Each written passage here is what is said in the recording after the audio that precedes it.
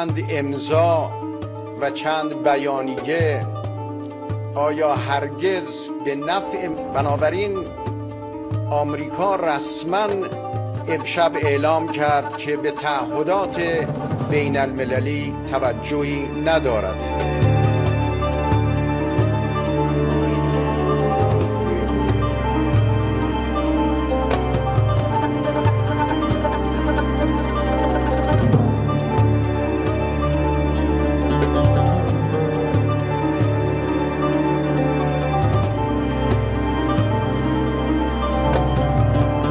من به وزارت خارجه دستور دادم که ظرف چند هفته آینده با مذاکرات با کشورهای اروپایی و دو کشور بزرگ دیگر یعنی روسیه و چین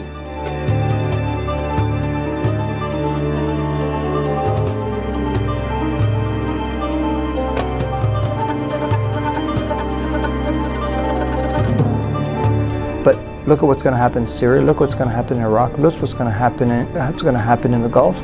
And those steps could very quickly escalate into a military confrontation. من به عنوان یک شهروند ایرانی از آقای روحانی انتظار داشتم همونطور که کشوری که مثل آمریکا توی برجام از این توافق بیرون اومد، آقای روحانی هم میتونست بیرون بیاد از این توافق. فشار بیشتری به مردم خواهد آمد.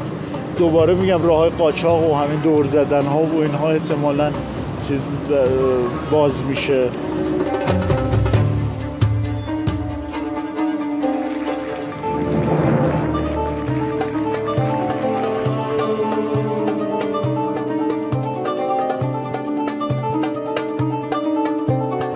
So they start enriching at higher levels. They start enriching more. They start testing advanced centrifuges.